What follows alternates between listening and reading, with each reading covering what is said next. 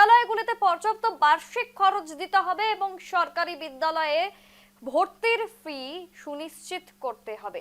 এছাড়াও একাধিক দাবি দাবা নিয়ে শিলিগুড়ির ডিআই অফিসে বিক্ষোভ এবং বিক্ষোভে শামিল এবিভিপি। একাধিক দাবি দাবা নিয়ে শিলিগুড়িতে বিক্ষোভ, শিলিগুড়ির ডিআই অফিসে বিক্ষোভে শামিল এবিভিপি।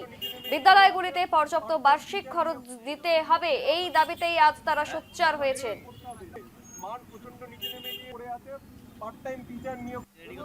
ঠিক কি দাবি দাবা রয়েছে আরো জেনে নেব, আমাদের সঙ্গে জয়দীপ জুড়ে গেছে। জয়দীপ, ঠিক কি পরিস্থিতি, কি দাবি দাবা উঠে আসছে? দেখো, গত কয়েকদিন ধরে কিন্তু শিলিগুড়ির বিভিন্ন স্কুলগুলিতে কিন্তু বিক্ষোভ করছেন ছাত্রছাত্রী থেকে অভিভাবকরা, এবং যেটা অভিযোগ যে সরকারি বিদ্যালয়গুলিতে সরকার নির্ধারিত যে ফি তার চেয়ে বেশি টাকা নেওয়া হচ্ছে, এবং কোথাও 500, 600 এবং কোথাও বা 800 টাকা পর্যন্ত নেওয়া হচ্ছে। এবং গত কয়েকদিন ধরে এই বিক্ষোভ চলছে এবং ঠিক আজও এই একই অভিযোগ তুলে এবং পথে নেমেছে এবিভিপি।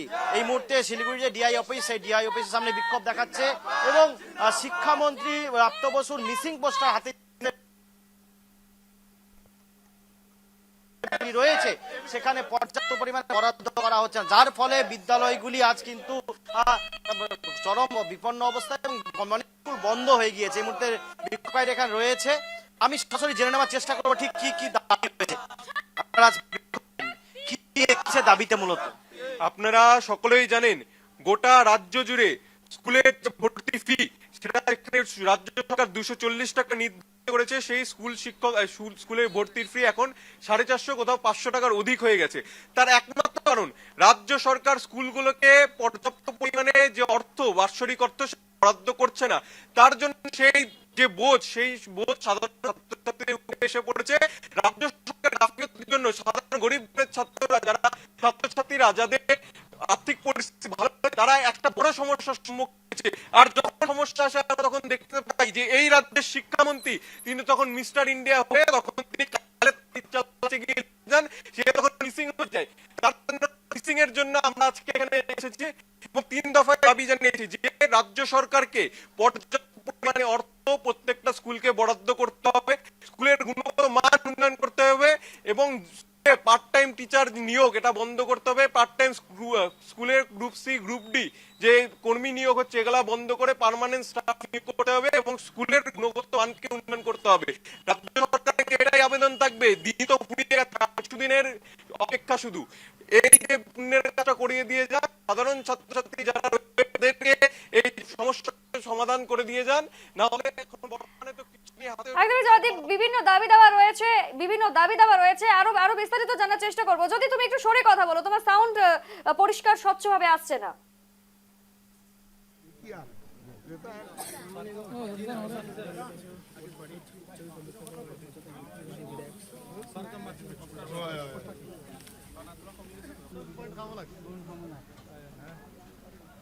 বিদ্যালয়গুলিতে পর্যাপ্ত বার্ষিক খরচ দিতে হবে, এই দাবি রয়েছে। সেই সঙ্গে আরো একাধিক দাবি রয়েছে তাদের, সেই দাবি দাবাগুলি আমরা শুনে নিচ্ছিলাম। সাধারণত বিদ্যালয়গুলিতে ঠিক যেই পরিমাণ ফি নেওয়া হচ্ছে ভর্তির ফি, সেই সংক্রান্ত বিষয়গুলিতেই কার্যত আজ তারা আবারও পথে নেমেছে। এবিভিপির পক্ষ থেকে শিলিগুড়ির ডিআই অফিসার বিক্ষোভে সামিল হয়েছেন একাধিক এবিভিপি কর্মী সমর্থকেরা।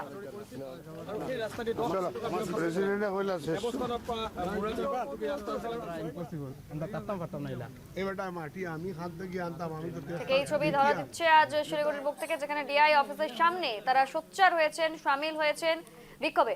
আবারও জয়দীপের কাছে চলে যাবো। জয়দীপ, ঠিক যেমনটা আমরা শুনছিলাম বিভিন্ন একাধিক দাবি দাবা রয়েছে, ঠিক আরো একবার আরো সবিস্তারিত জানতে চাইবো।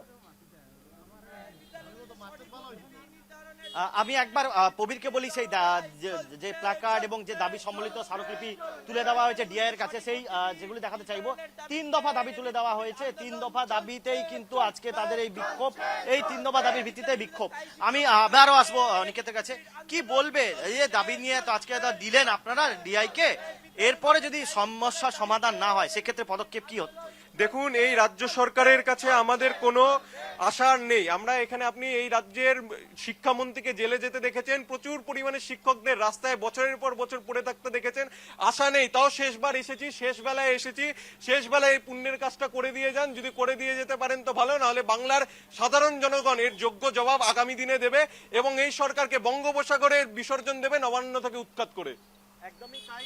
এবং শুধু স্কুলের ফি বৃদ্ধি নয়, যে সরকারি স্কুলগুলি তাদের যে বরাদ্দ আরো বাড়ানো যাতে হয়, পরিকাঠামোগত উন্নয়ন, স্থায়ী শিক্ষক নিয়োগ সহ একাধিক দাবি দাবা, মূলত 3টি দাবি নিয়ে কিন্তু আজ ডিআইকে এই স্মারকলিপি দেওয়া হয় এবিভিপির পক্ষ থেকে, এবং তাদের দাবি যাতে অবিলম্বে রাজ্য সরকার এই বিষয়গুলিতে গুরুত্ব সহকারে দেখে।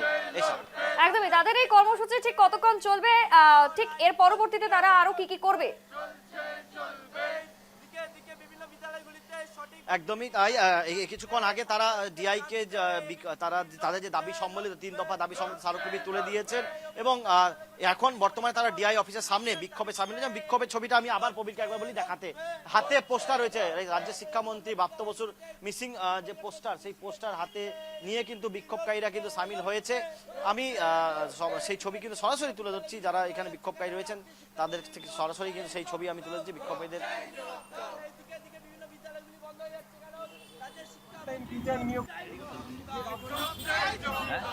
আমি আরেকজনও রয়েছে এখানে, তার কাছে জানার চেষ্টা করতে চাইবো। বিদ্যালয়গুলিতে বারবার এই একই অভিযোগ, স্কুলগুলো বেশি টাকা নিচ্ছে, যেখানে সরকার 240 টাকা তো ঠিক করে দিচ্ছে। শনিবারে দেখতে পাওয়া গেল ছাত্রীরা রাস্তায় নেমে আন্দোলন করছে, কি বলবেন? দেখুন, আমরা সকলেই জানি যেই মানে আমাদের পশ্চিমবঙ্গে শিক্ষামন্ত্রী আমরা দেখেছি সবাই জেলে গেছে, তো এখানকার শিক্ষামন্ত্রী মানে শিক্ষা ডুবে গেছে, তো এটা তো আমরা আগের থেকেই জানি, আশা তো নেই আমাদের, তাও আমরা বলছি।